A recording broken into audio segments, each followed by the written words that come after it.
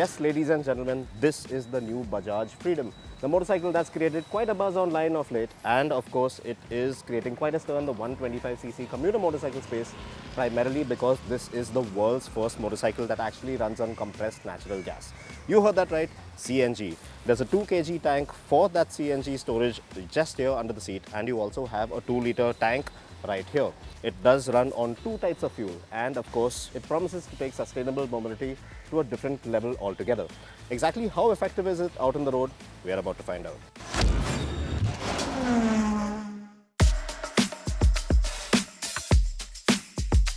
Now Bajaj said they'd do it, and they've finally done it. A motorcycle that runs on CNG.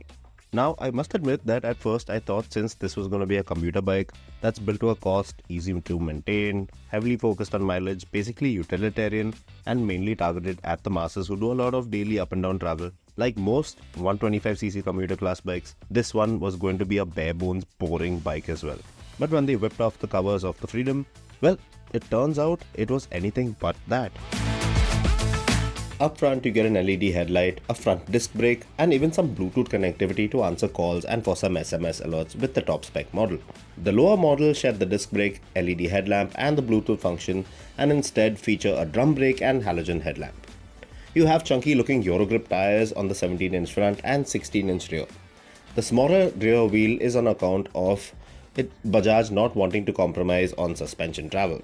There are these plastic panels on the front fork which add some meat to the front end, and it seems to bode rather well with the slightly bulbous tank section which houses the 2 liters of petrol on the right hand side and the airbox on the left.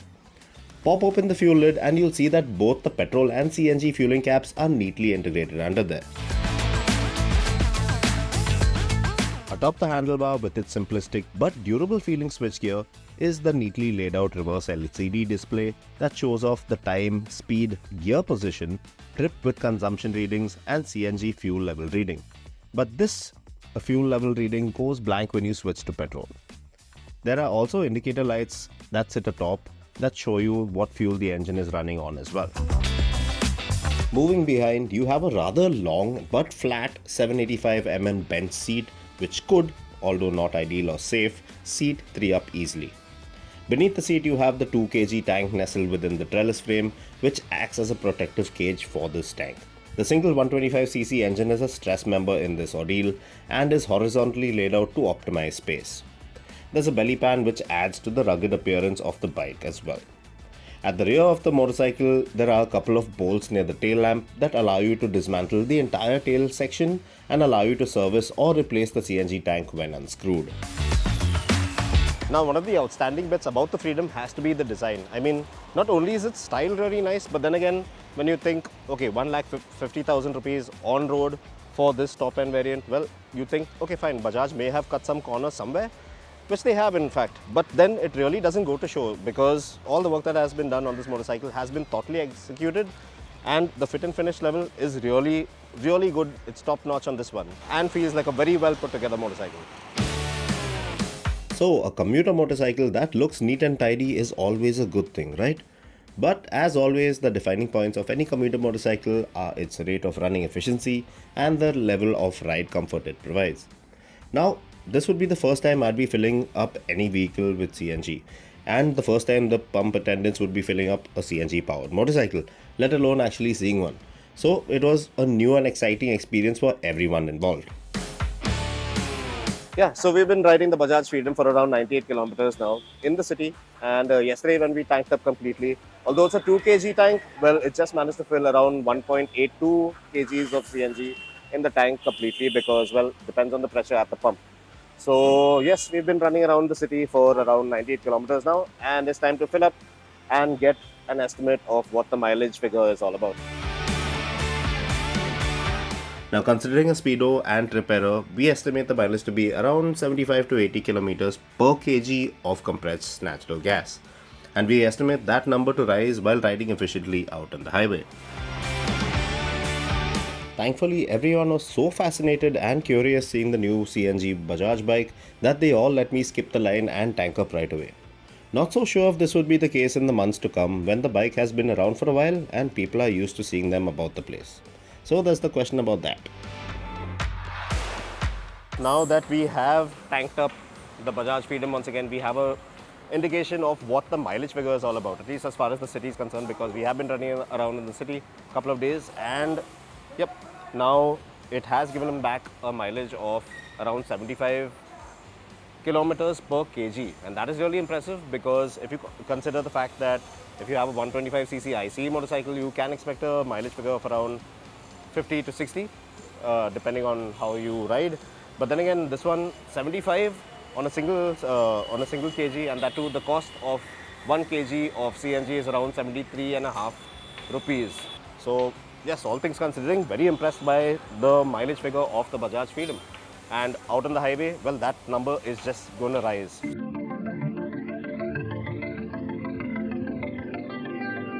While testing for petrol efficiency, we saw that the Freedom ran 50 kilometers to a litre of petrol. So it would be safe to assume that this bike is capable of running over 250 kilometers after combining the CNG and petrol average figures. Now the main difference here is the cost of petrol and CNG. Now petrol currently costs Rs 103.44 per litre in Mumbai and Rs 73.5 per kg of CNG.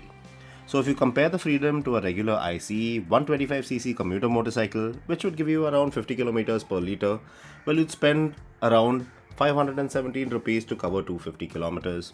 Whereas with the Freedom, you'd technically be spending about rupees 147 on 2 kgs of CNG and around 206.8 on petrol to cover the same distance before running both tanks dry.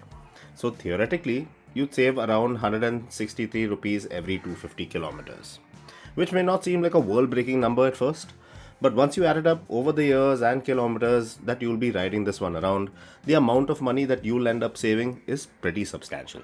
So from our quick fuel efficiency test, we see that the Freedom is in fact the most fuel efficient 125cc motorcycle there ever was. So surely an engine of this efficiency must lack power, right? Well, the answer is a surprising and resounding no. And that's considering the motorcycle's basic kilometer crunching, commuter focused standpoint, of course. This is the first time Bajaj have actually come out with a horizontal layout for their single cylinder engines. And of course, it has mostly to do with the entire throttle body, the mapping, and of course, the layout as far as spacing is concerned. So now this engine makes around 9.5 PS of max power, 9.7 Nm of max torque, and obviously there are different throttle maps for your CNG and your petrols. Both maps are laid out to give you access to around the same amount of power. And out here on the road, at least at sea level, I didn't really feel a shortage of power at any point, not even on the inclines that we came across in the city. There is a bit more punch in petrol mode though, and the throttle just feels a little more responsive. And when things were going a little too slow up in CNG mode, well, a quick switch to petrol mode added some more pep in this Freedom step. You can start off in either petrol or CNG modes, it doesn't really matter which, and you can also switch between fuels at any point on the go at the flip of a switch. There's also a small hiccup from the engine when you switch between fuels before it begins to run nice and smooth again. Now this engine, it isn't very refined at idle, but it runs nice and smooth once you set off. It uses different size injectors for CNG and petrol, with the CNG injector being slightly larger. The Freedom also uses the cooling jets of a 200cc motor to cope with the burning of petrol and CNG, which is a dry fuel. The motor is very tractable, and you can even pull away from low speeds from as low as 25 km per hour in fifth without the engine knocking in dismay. There's a nice thrummy exhaust note all throughout as well. Now the Freedom, well, it wasn't built to be a speed demon, and it will take its own sweet time to get you to 100 km per hour once you have the time and space, that is. Out on the highway, it hits a sweet spot at an indicated 55 km per hour, which is acceptable all things considered. Now one of the main concerns of the Freedom would have to be the aspect of its safety. Is it really all that safe to ride around town while literally sitting on a full tank of CNG? Well, Bajaj seems very confident that it actually is. You have to bring about the element of safety, because after all, once you astride the Freedom, you are going to be roaming around town with a CNG tank under your posterior. Now that of course is going to be alarming for many people, but then again, Bajaj have shown us that they have taken extreme measures to make sure that the CNG tank and of course you remain safe at all times. Now we have seen it in the presentation, they have ridden a multi-axle truck over this bike and nothing has happened. And that's primarily because, well, the bike has been designed to keep things safe. The trellis frame that you see out here, well, it is meant to encapsulate that kind of the CNG tank and keep it safe. And of course, while you're on the road and you feel there's something wrong with the CNG unit, it's not performing the way it should, well, you always have the option of shutting off the valve completely. There's a small blue valve located just under the tank, and you can shut the CNG tank from functioning at all. So it just knocks it off and you can run the bike completely on petrol after that.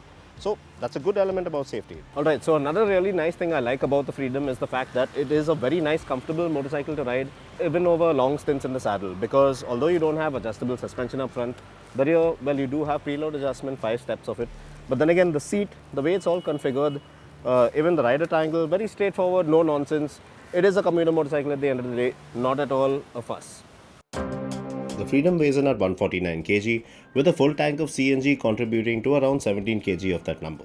It feels nice and light for the city and weighs up just about alright on the highway too. But what's better is this motorcycle seat, which gives you all the room you need to move around and make yourself comfy on long stints in the saddle. It's just so easy to chuck this one about in the city on a daily basis. It's simple but very to the point. It gives you just what you'd expect from a 125cc commuter bike perspective, and then some for sure. But just as with most first time evers, the Freedom does have its share of shortcomings. The gearbox needs to be improved because I hit a number of false neutrals in the higher gears on multiple occasions. Then there's the question of the LED headlight, which is pretty much useless in the rain apart from indicating your presence to oncoming traffic. And the fueling in CNG mode needs some fine tuning because there are some times where you try to pull away from a signal and the motor just appears to be struggling, trying to grab for some fuel to burn, and it's just left there blocking traffic with no power to pull away. Well, that's a bit annoying. Now, although there's no option of ABS throughout the variants, which some might see as an issue, I was really happy with the performance of the tires and the brakes on the Freedom. Now, the Bajaj Freedom was built to do one thing, and that is be the most efficient 125cc commuter there ever was. And that's what this motorcycle really is in reality, because you have the option of switching between CNG and petrol. Now, CNG you have, that will give you a good range of around 75 kilometers per kg per CNG, and that will set you back by around 73.5 rupees currently in Bombay, the price of CNG per kg. And then you have the option of shifting over to petrol if you do not come across a CNG tank or a petrol, a fuel bunk of that sort. Now, that on its own will give you a good 50 kilometers per litre if you are riding efficiently once again.